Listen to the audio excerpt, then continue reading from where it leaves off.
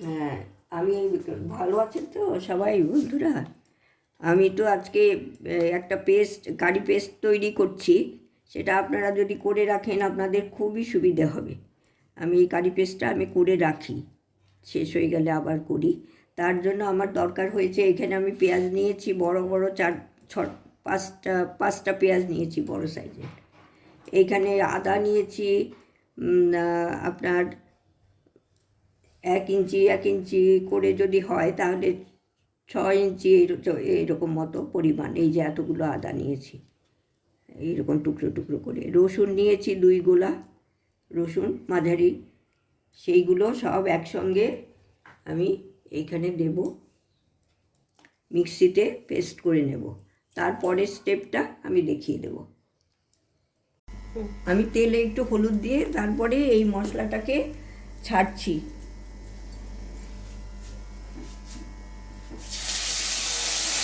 বন্ধুরা, আমি তো এইটা মিক্সিতে ব্লেন্ড করে নিয়েছি, সব একসঙ্গেই আছে।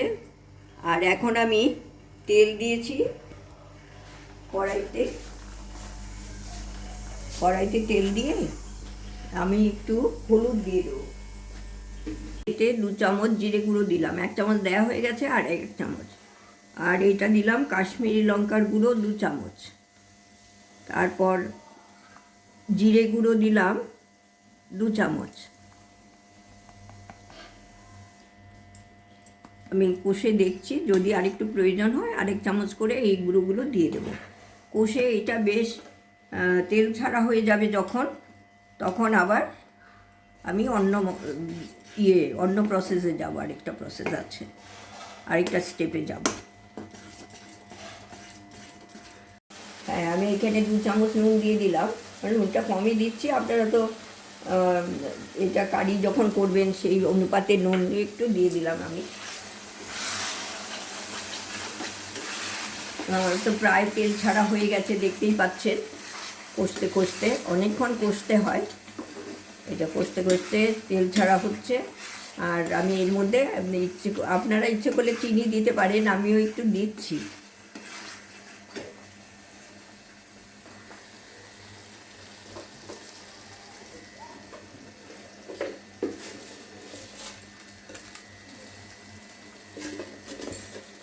অল্পই দিলাম।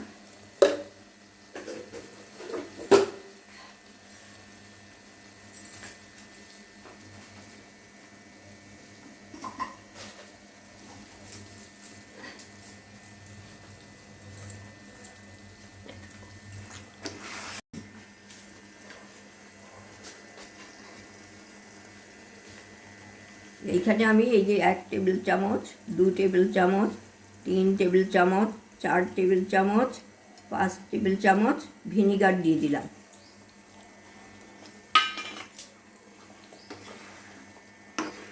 এইটাই আমার প্রিজারভেটিভ হচ্ছে, এর জন্যই থাকবে। তবে এটা করে আপনারা শীতের দিনে বাইরেই রাখা যায়, কিন্তু বর্ষা গরম এতে না ফ্রিজে রেখে দিলে ভালো হয়। আর ফ্রিজের থেকে অসুবিধে নেই তো, ফ্রিজে ঢুকিয়ে রেখে দেবেন। রান্নার আগে, রান্নার সময় 2 চামচ বার করে নিলেন।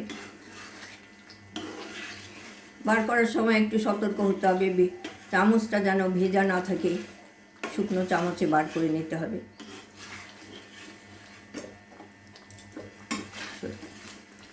আমি এই নামাবার আগে কিছুটা গরম মশলা, এই 2 টিস্পুন গরম মশলা দিলাম, দিয়ে এটা মিশিয়ে এরপরে আমি নামিয়ে নেব। এই যে তেল একদম ছেড়ে গেছে, দেখছে, এই যে একদম তেল ভেসে উঠেছে।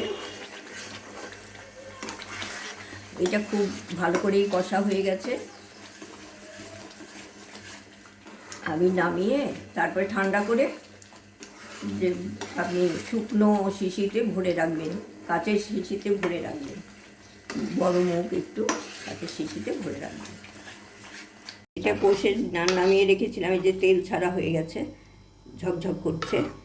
আর আমি তারপরে ঠান্ডা করে এই আমি ইয়েতে ভরছি। আপনার পরিষ্কার শুকনো রোদে শুকিয়ে তারপরে শিশিতে ভরবেন, শিশিটা পরিষ্কার করে রোদে শুকিয়ে তারপর ভরবেন। আর ফ্রিজে রাখলে সব থেকে ভালো, কারণ আমি তো অন্য কোনো প্রিজারভেটিভ দিচ্ছি না, ওটা যত প্রিজারভেটিভ তত তো শরীরের পক্ষে ক্ষতিকর। এই শুধু আমি একটু ভিনিগারই দিয়েছি। সেই জন্য আপনি এটা অনেক দিনই রাখতে পারবেন, মাস 2 তো ভালোই থাকে, ফ্রিজে অনেক দিন ভালো থাকে। আমি তো অনেকটা করে রেখে দিই, তারপরে আবার ফুরিয়ে গেলে আবার করে নিই আর কি, এরকমভাবে।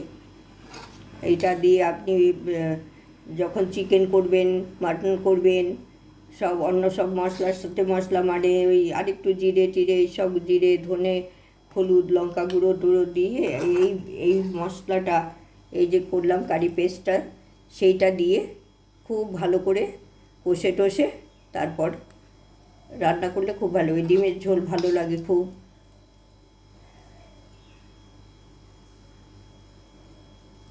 আপনারা এই কারি পেস্টটা তৈরি করে রাখবেন, ব্যবহার করবেন, জানাবেন আমাকে যে কীরকম লাগলো। আর লাইক করবেন, সাবস্ক্রাইব করবেন, শেয়ার করবেন, বেশি বেশি করে শেয়ার করবেন, যাতে আমার চ্যানেলটা আমাকে সহযোগিতা করবেন। ধন্যবাদ।